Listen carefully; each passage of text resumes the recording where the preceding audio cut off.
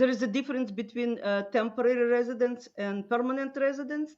For tax Resident in this regard. for tax purposes, it's not the immigration status per se. It's more the center of vital interest, this is called. So in whichever place you have more than 50% of your income, in whichever place you have a permanent residence, in whichever place you have a habitual residence, that's the place that the treaty is going to consider you a taxpayer of, right? These are like the tiebreaker rules.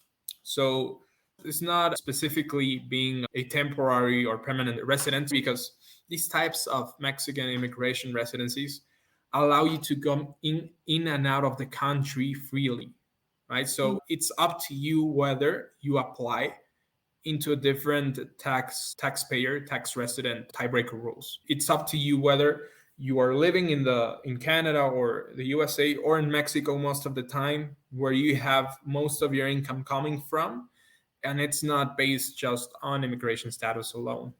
Why I was asking this question, because I remember like discussion between expats about actually selling the property in Mexico, being temporary resident or permanent resident, because I think there is different taxes here in this particular scenario.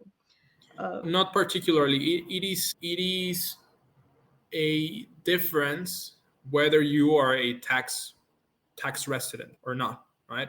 It's not just purely based on your immigration status.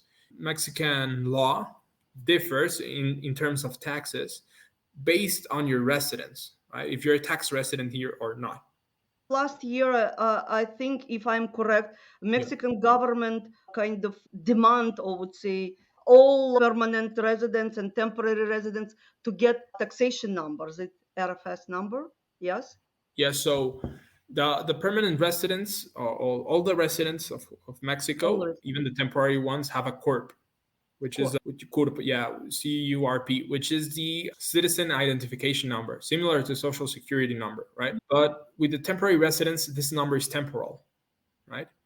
With the permanent residents, this number is permanent, right? And the RFC is automatically derived from the CURP, right? So if you are a permanent resident, your taxpayer ID, your RFC, that's what it's called, it's going to be automatically derived from it, and it's going to be the same taxpayer ID forever because you're a permanent resident. So yes, that is a difference between temporary resident and permanent resident. However, in Mexico, in order to be formally registered in the taxpayer registry and the taxation system, you need to be formally registered in the taxpayer ID. That's not, and that it's usually done by you personally. It's not common for you to be registered without even knowing it, right? Either you have worked in Mexico, either some bank has asked for this taxpayer ID before and you apply for it, but it's not standard practice, or it's not even, I think, possible for you to have an RFC involuntarily, completely without your knowledge, right?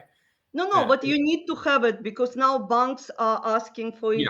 When you sell or buy property, I understand it's one of the first questions. So it's became kind of a necessity to have this number.